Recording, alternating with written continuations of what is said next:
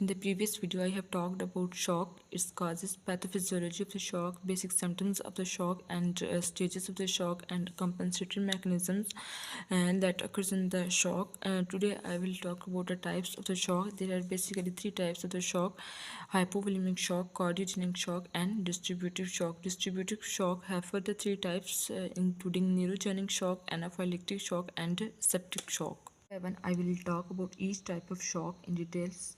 First, I come towards the hypovolemic shock. In hypovolemic shock, the word hypo means low or inadequate. Volemic means volume. Here, I am talking about the volume of the blood. So, hypovolemic shock means low or inadequate blood volume.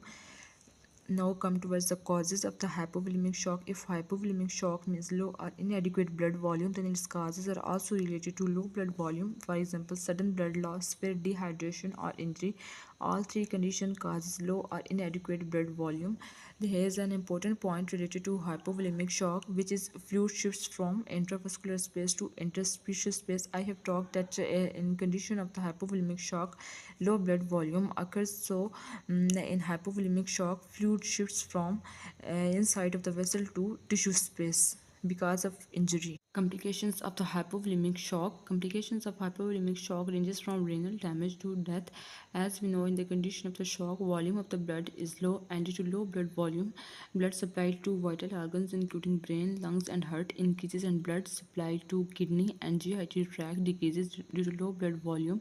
At first, kidney move towards the damage, and if the condition of the shock persists for a long time, then blood supply to vital organs including brain decreases, and the condition of cerebral anoxia, which is called the absence of oxygen in the brain, occurs. And this condition leads to the death of the patient in shock. How to assess the patient in hypovolemic shock? In assessing the patient in hypovolemic shock, the first and most important thing is patient history taking.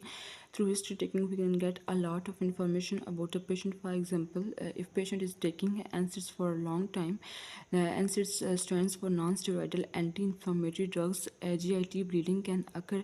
We can get this type of information only through history taking. Next, patient arterial pH and serum lactate is monitored to know whether the patient is in acidosis or alkalosis. Patient hemoglobin and hematocrit levels are continuously monitored. How to manage the patient in hypovolemic shock? Mostly fluid replacement is considered as first line therapy, and ringer lactate as 0.9% normal saline is given to increase the blood volume.